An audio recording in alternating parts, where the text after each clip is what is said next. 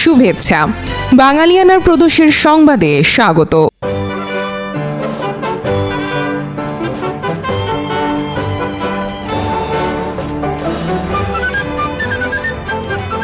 পুরো বিজয়ের মাস জুড়ে দেখুন বাঙালিয়ানার বিশেষ আয়োজন। শুরুতেই শুনে নিচ্ছি সংবাদ শিরোনাম। ভারতের পররাষ্ট্রমন্ত্রী বললেন, শেখ হাসিনা ভারতে থাকবেন কিনা তা একান্ত তার নিজের সিদ্ধান্ত। বাংলাদেশের সঙ্গে সম্পর্ক উন্নতির আশা। ডাক্তার জাহিদ জানালেন, বিমান যাত্রার জন্য উপযোগী নন খালেদা জিয়া। স্বাস্থ্যের উপর নির্ভর করছে লন্ডন যাত্রার তারিখ।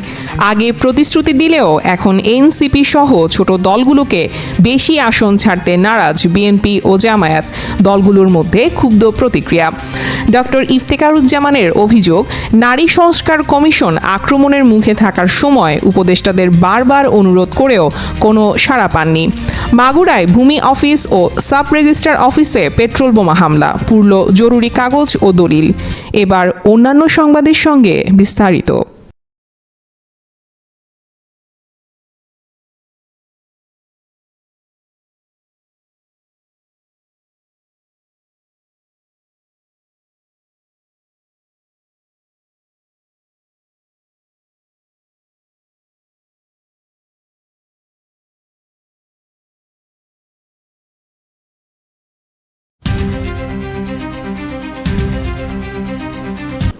বিশেষ এক পরিস্থিতিতে ভারতে আশ্রয় নেওয়া বাংলাদেশের ক্ষমতাচ্যুত প্রধানমন্ত্রী শেখ হাসিনা সেখানেই থাকবেন কিনা সেই সিদ্ধান্ত একান্তই তার উপর নির্ভর করছে। এমনই বলেছেন ভারতের পররাষ্ট্রমন্ত্রী এস জয়শঙ্কর। 6 ডিসেম্বর শনিবার নয়াদিল্লিতে হিন্দুস্তান টাইমসের লিডারশিপ সামিটে এনডিটিভির সিইও ও প্রধান সম্পাদক রাহুল কানওয়ালের এক প্রশ্নের জবাবে এই কথা বলেন ভারতের পররাষ্ট্রমন্ত্রী। বাংলাদেশের সঙ্গে দ্বিপক্ষীয় সম্পর্ক ভবিষ্যতে উন্নতির আশাও প্রকাশ করেন তিনি। রাহুল কানওয়াল নানা বিষয়ে আলোচনার ফাঁকে জয়শঙ্করের কাছে জানতে চেয়েছিলেন, শেখ হাসিনা যতদিন চান ততদিনই ভারতে থাকতে পারবেন কিনা। জবাবে জয়শঙ্কর প্রথমেই বলেন, আচ্ছা, এটি একটা ভিন্ন বিষয়, তাই না? বাংলাদেশের অতীত রাজনৈতিক বিষয়গুলোর কথা উল্লেখ করে ভারতের পররাষ্ট্রমন্ত্রী বলেন, আমরা যা শুনেছি তা হলো বাংলাদেশের মানুষ, বিশেষ করে যারা এখন ক্ষমতায় আছেন, তাদের আগে নির্বাচনগুলো কিভাবে পরিচালিত হয়েছিল সেটা নিয়ে সমস্যা ছিল। এখন সমস্যা যদি নির্বাচনী হয় তাহলে প্রথম কাজ হবে একটি সুষ্ঠু নির্বাচন করা। দ্বিপক্ষীয় সম্পর্ক ভবিষ্যতে উন্নত হওয়ার আশা প্রকাশ করে তিনি বলেন, আমরা বাংলাদেশের মঙ্গল কামনা করি। আমরা মনে করি একটি গণতান্ত্রিক দেশ হিসেবে যে কোনো গণতান্ত্রিক দেশের মতোই বাংলাদেশ গণতান্ত্রিক প্রক্রিয়ার মাধ্যমে জনগণের ইচ্ছার প্রতিফলন ঘটাতে চায়।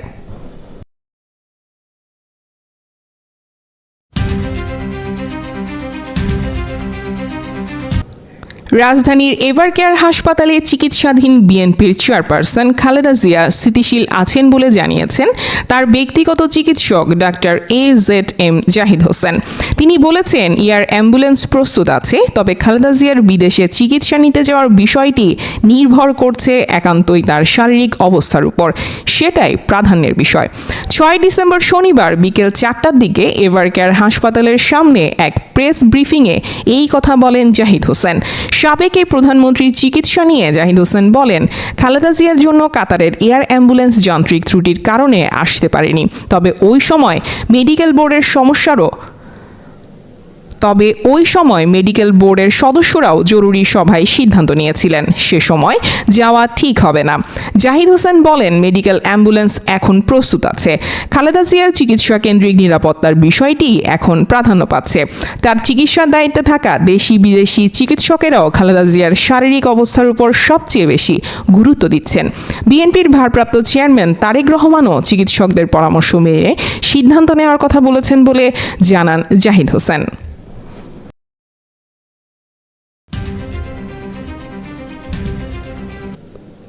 আগামী ফেব্রুয়ারি নির্বাচন সামনে রেখে কৌশলে পরিবর্তন এনেছে বিএনপি ও জামায়াত ইসলামী। মিত্র দলগুলোকে আগে যতটা সংসদীয় আসন ছাড়ার ঘোষণা দিয়েছিল সেই অবস্থান থেকে দুই দলই সরে এসেছে। বিএনপি আগে 50 আসনের কথা বললেও এখন প্রাথমিকভাবে মিত্র দলগুলোকে 13টি আসন নিশ্চিত করেছে। আর জামায়াত 100 আসনের প্রতিশ্রুতি দিলেও এখন বলছে আগের ঘোষণাটি আনুষ্ঠানিক নয়। আগামী নির্বাচন প্রতিদ্বন্দ্বিতাপূর্ণ হতে পারে এমন আভাস পেয়ে বিএনপি ও জামায়াত জামায়াতে তাদের অবস্থান পরিবর্তন করেছে বলে কয়েকজন জ্যেষ্ঠ নেতা জানিয়েছেন।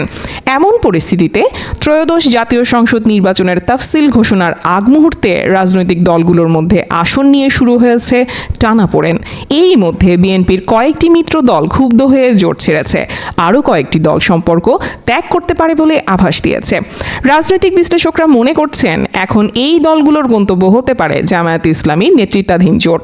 তবে জামায়াতও অবস্থান পরিবর্তন করায় ছোট দলগুলোর জন্য পরিস্থিতি কঠিন হয়ে গেছে।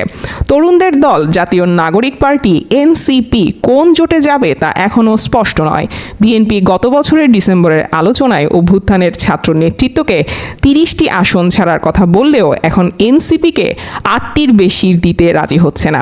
জামায়াত অনানুষ্ঠানিক আলোচনার আগে এনসিপিকে 60 থেকে 70 আসন দেওয়ার কথা বললেও এখন তা 30 থেকে 35 আসনে নেমেছে। কাঙ্ক্ষিত আসন না পেয়ে 5 ডিসেম্বর শুক্রবার বিএনপির সঙ্গ ছাড়ার ঘোষণা দিয়েছে দলটির 18 বছরের পুরনো মিত্র লেবার পার্টি। প্রকাশ্যে ক্ষোভ জানিয়েছে নাগরিক ঐক্য ও বিপ্লবী ওয়ার্কার্স পার্টি। এছাড়া আসন না পেয়ে রাষ্ট্র সংস্কার আন্দোলন বিএনপির মিত্রজোট গণতন্ত্র মঞ্চ ছেড়েছে আগেই।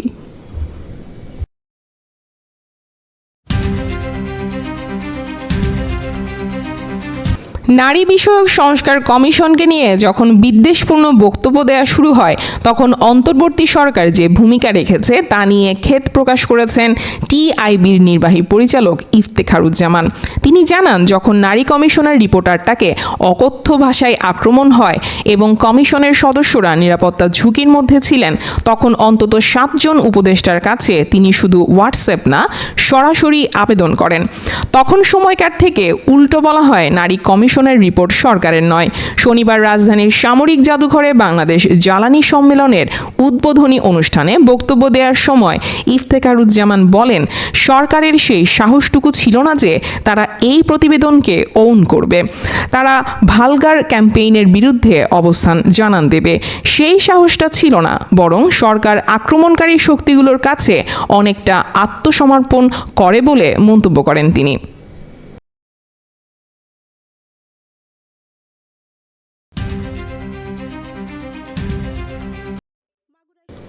মাগুরায় সহকারী কমিশনার ভূমি অফিস ও সাব রেজিস্ট্রি অফিসে পেট্রোল বোমা ছোড়া হয়েছে। এতে আগুন লেগে সরকারি অফিস দুটির দলিলপত্র, গুরুত্বপূর্ণ নথি, কাগজ ও আসবাবপত্র পুড়ে যায়। 6 ডিসেম্বর শনিবার রাত 3টার দিকে শহরের ইসলামপুর পাড়ায় পৃথক 2 কার্যালয়ে এই অগ্নিকাণ্ডের ঘটনা ঘটে বলে জানান মাগুরা ফায়ার সার্ভিস অফিসের স্টেশন অফিসার মোহাম্মদ আলিম মোল্লা। মাগুরা সহকারী কমিশনার আসমা আক্তার জানান, রাতের আঁধারে দুষ্কৃতকারীরা সহকারী ভূমি অফিসের পেছনের জানালা ভেঙে পেট্রোল বোমা নিক্ষেপ করে। এতে ভবনের নিচে থাকা কম্পিউটার, আসবাবপত্র সহ জমি জমা সংক্রান্ত দলিল ও নথিপত্র পুড়ে নষ্ট হয়ে যায়। প্রায় একই সময় মাগুরা সরকারি সাব রেজিস্ট্রার অফিসেও অগ্নিকাণ্ডের ঘটনা ঘটে জানিয়ে সাব রেজিস্ট্রার শুভ্রা রানী দাস বলেন, দুষ্কৃতকারীরা সাব রেজিস্ট্রার অফিসের কার্যালয়ে পেট্রোল বোমা নিক্ষেপ করলে অফিসের সামনে থাকা দলিল লেখকদের অফিস সহ সাব রেজিস্ট্রারের কার্যালয়ে নিচতলা পুড়ে যায়। এতে সাব রেজিস্ট্রার অফিসের জমি জমার দলিল, নথিপত্র ও লেখকদের প্রয়োজনীয় কাগজপত্র পুড়ে ছাই হয়ে যায় বলে জানান তিনি।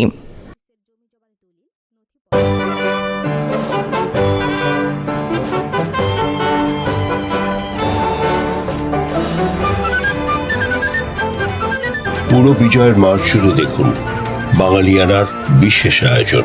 1971 সালের ডিসেম্বর ধীরে ধীরে বৃদ্ধি পাচ্ছিল বাংলার মুক্তাঞ্চলের মানচিত্র। অবস্থা বেগতিক দেখে পাকিস্তানি হানাদার বাহিনীও বাড়াচ্ছিল হিংস্র নৃশংসতার থাবা।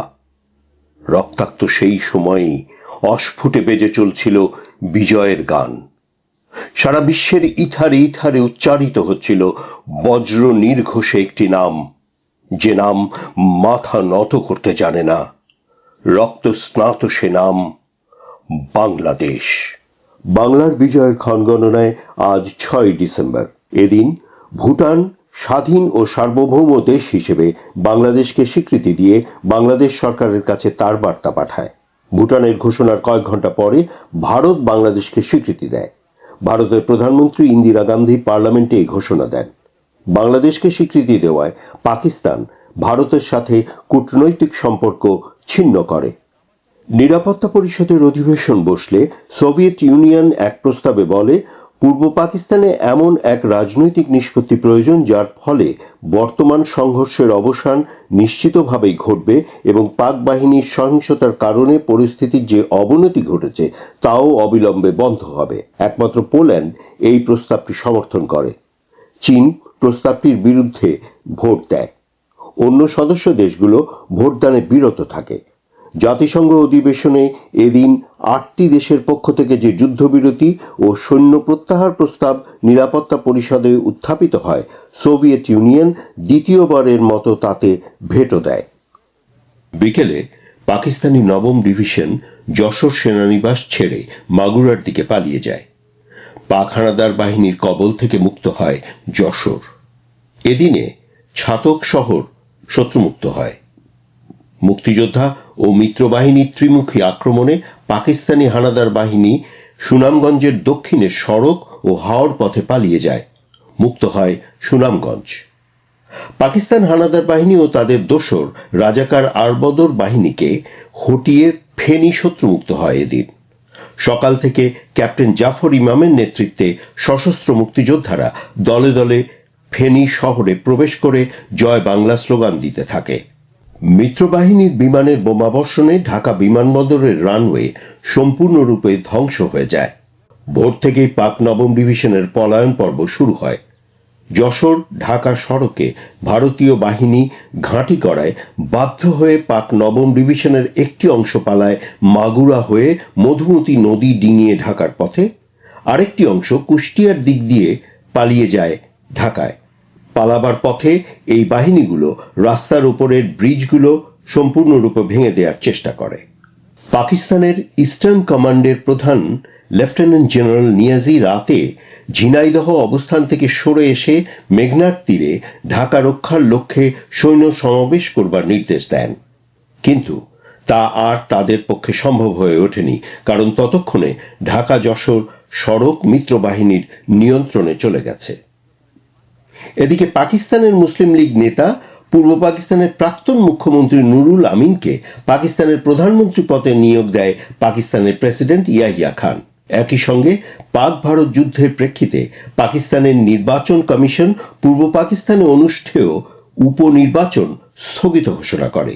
এ নির্বাচন 7 ডিসেম্বর থেকে অনুষ্ঠিত হবার কথা ছিল। মুক্তিযুদ্ধের এই পর্যায়ে স্বাধীন সার্বভৌম গণপ্রজাতন্ত্রী বাংলাদেশকে ভুটান ও ভারতের আনুষ্ঠানিক স্বীকৃতি প্রদানের প্রতিক্রিয়ায় এদিন সন্ধ্যায় বাংলাদেশ সরকারের প্রধানমন্ত্রী মুক্তিযুদ্ধের নেতা তাজউদ্দিন আহমেদ স্বাধীন বাংলা বেতার কেন্দ্র থেকে ভাষণ দেন। তিনি ভুটান ও ভারতের প্রতি বাংলার মুক্তিকামী মানুষের কৃতজ্ঞতা প্রকাশ করেন এবং অপরাপর দেশগুলোকে ভারত ও ভুটানকে অনুসরণ করে বাংলাদেশকে স্বীকৃতি প্রদানের আহ্বান জানান।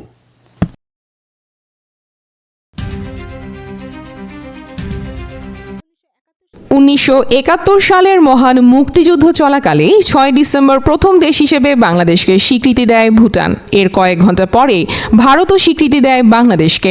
এদিন সন্ধ্যায় বাংলাদেশের প্রথম প্রধানমন্ত্রী ও মুক্তিযুদ্ধের নেতা তাজউদ্দিন আহমেদ বেতারে এক ঐতিহাসিক ভাষণ দেন। ভাষণটি দেখতে চোখ রাখুন বাঙালিয়ানার ইউটিউব চ্যানেলে। আজ 6 ডিসেম্বর বাংলাদেশের রাজনৈতিক ইতিহাসে এক স্মরণীয় দিন, স্বৈরাচার পতন দিবস। 1990 সালের এই দিনে গণ অভ্যুত্থানের মুখে তৎকালীন সামরিক শাসক HM এরশাদ পদত্যাগ করে রাষ্ট্র ক্ষমতা অস্থায়ী সরকারের কাছে হস্তান্তর করেন। এর মধ্য দিয়ে অবসান ঘটে দীর্ঘ 9 বছরের সামরিক শাসনের, আর দেশ ফিরে আসে গণতান্ত্রিক ধারায়। এ নিয়ে বাঙালিয়ানার বিশেষ প্রতিবেদন দেখবেন সংবাদ শেষ হওয়ার পর।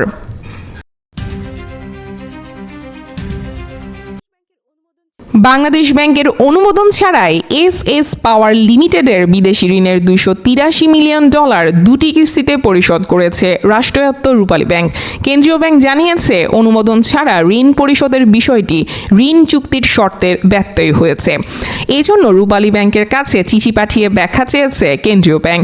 বঙ্গোপসাগরের কুল ঘেঁষে বাঁশখালীর গন্ডামারা এলাকায় স্থাপিত বিদ্যুৎ কেন্দ্রটি এস আলম গ্রুপ ও চীনের সেপকো 3 যৌথ মালিকানাধীন। এই বিদ্যুৎ কেন্দ্রের চেয়ারম্যান ও ব্যবস্থাপনা পরিচালক এস আলম গ্রুপের মোহাম্মদ সাইফুল আলম মাসুদ। চিঠিতে বাংলাদেশ ব্যাংক বলেছে, রূপালী ব্যাংক তাদের অনুমোদন ছাড়াই ব্যাংক অফ চায়নার সিঙ্গাপুর শাখায় ঋণের অর্থ পাঠিয়েছে। এর মধ্যে তৃতীয় কিস্তির $140 মিলিয়ন পরিশোধ করা হয় 2024 সালের 19 ডিসেম্বর এবং চতুর্থ কিস্তির $143 মিলিয়ন পরিশোধ করা হয় 2025 সালের 23 জুন।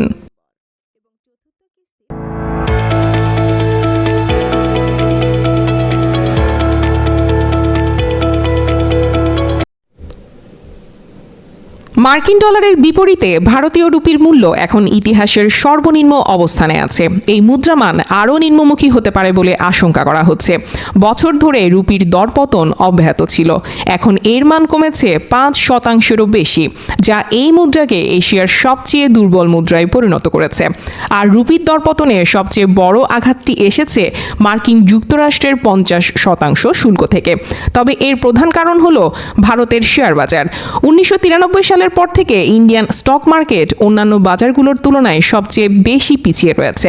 এই ব্যবধানের ফলে বিদেশি পোর্টফোলিও বিনিয়োগকারীরা দেশের বাজার থেকে তুলে নিয়েছে $16 বিলিয়ন, আর সেগুলো বিনিয়োগ করেছে ভালো পারফর্ম করা বাজারগুলোতে। রুপির নিম্নমুখী অবস্থানে যারা কিছুটা হলেও লাভবান হয়েছেন তাদের মধ্যে রয়েছেন রপ্তানিকারকেরা। মার্কিন চড়া শুল্কের কারণে তারা ক্ষতির মুখে পড়েছিলেন। রুপির দরপতন তাদের কিছুটা স্বস্তি দিয়েছে। এবার শুনে নিচ্ছি বাঙালিয়ানা ক্রীড়া সংবাদ।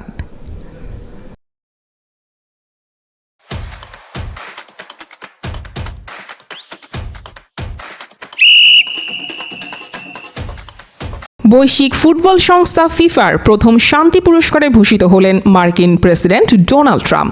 5 ডিসেম্বর শুক্রবার 2026 ফিফা বিশ্বকাপের ড্রর আগে তিনি এই পুরস্কার নেন বলে জানিয়েছে বিবিসি। ফিফার প্রেসিডেন্ট জিয়ান্নি ইনফান্তিনো চলতি বছর থেকে এই পুরস্কার চালু করেছেন। দেওয়া হচ্ছে এমন ব্যক্তিকে যিনি শান্তির জন্য অসাধারণ ও অনন্য পদক্ষেপ নিয়েছেন এবং সারা বিশ্বের মানুষকে ঐক্যবদ্ধ করেছেন। বিশ্বকাপের ড্রতে ইনফান্তিনোর সঙ্গে হাজির হওয়া ট্রাম্পই যে এবারের পুরস্কার পেতে যাচ্ছেন তা আগে থেকেই ধারণা করা হচ্ছিল। গত কয়েক মাসে ফিফা প্রেসিডেন্টের সঙ্গে তাকে বেশ কবার একসঙ্গে দেখাও গেছে। বাঙালিয়ানা প্রদেশের সংবাদ শেষ হলো। ধন্যবাদ। স্বৈরাচার পতন দিবস 6 ডিসেম্বর। গণ আন্দোলনের মুখে 1990 সালের এই দিনে পদত্যাগ করেন তৎকালীন স্বৈরশাসক HM এরশাদ। এই দিনে তিনি অস্থায়ী সরকারের কাছে ক্ষমতা হস্তান্তর করেন। এর মাধ্যমে এরশাদের 9 বছরের স্বৈরশাসনের অবসান হয়, মুক্তি পায় গণতন্ত্র। সামরিক আইন জারির মাধ্যমে 1982 সালের 24 মার্চ ক্ষমতা দখল করেন তৎকালীন সেনাপ্রধান এরশাদ।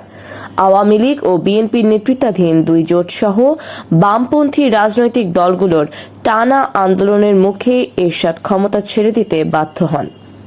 এরশাদ বিরোধী আন্দোলনে ডাক্তার শামসুল আলম, খান মিলন, নূর হোসেন সহ অনেককে প্রাণ দিতে হয়েছে। এরশাদ বিরোধী আন্দোলনের সময় আওয়ামী লীগের নেতৃত্বে 15 দল, বিএনপির নেতৃত্বে 7 দল ও ওয়ার্কার্স পার্টি জাসদের নেতৃত্বে 5টি বাম দল 1990 সালের 21 নভেম্বর যৌথভাবে একটি রূপরেখা ঘোষণা করেছিল। স্বৈরশাসক এরশাদের পতন হলেও পরবর্তী সময়ে 3 জোটের বহুল আলোচিত সেই রূপরেখার বাস্তবায়ন হয়নি। পূর্ণ গণতন্ত্র, কার্যকর জাতীয় সংসদ, নাগরিকের মৌলিক অধিকার, আইনের শাসন ও সুশাসন নিশ্চিত করার বিষয়গুলো কার্যত অধরা রয়ে যায়। বিএনপি এই দিনকে স্বৈরাচার পতন ও গণতন্ত্র মুক্তি দিবস হিসেবে পালন করে। আওয়ামী লীগ দিনটি পালন করত গণতন্ত্র মুক্তি দিবস হিসেবে, আর এরশাদের জাতীয় পার্টি দিনটিকে সংবিধান সংরক্ষণ দিবস হিসেবে পালন করে। যদিও সংবিধান লঙ্ঘন করে এরশাদ ক্ষমতা দখল করেছিল, কিন্তু সাংবিধানিক ধারাবাহিকতা অক্ষুণ্ণ রাখার এক অদ্ভুত প্রয়াসে স্বৈরাচার এরশাদ তার সরকারের উপরাষ্ট্রপতি ব্যারিস্টার মওদুদ আহমেদের কাছে ক্ষমতা হস্তান্তর করে। পরবর্তী সময়ে 3 জোটের মনোনীত তত্ত্বাবধায়ক সরকারের প্রধান হিসেবে বিচারপতি শাহাবুদ্দিন আহমেদের কাছে ক্ষমতা হস্তান্তর করেন মওদুদ। দীর্ঘ 15 বছরের স্বৈরাচার বিরোধী আন্দোলন আনুষ্ঠানিকভাবে বিজয়ী হয়। উল্লেখ্য, 3 জোটের মনোনীত তত্ত্বাবধায়ক সরকার প্রধান বিচারপতি শাহাবুদ্দিন আহমেদ শর্তাধীনে এই সরকারের প্রধান হিসেবে দায়িত্ব গ্রহণ করেন। তিনি এই নিশ্চয়তা চান যে তত্ত্বাবধায়ক সরকারের মেয়াদ শেষে তাকে আবার স্বপদে অর্থাৎ প্রধান বিচারপতি পদে ফিরিয়ে যেতে হবে।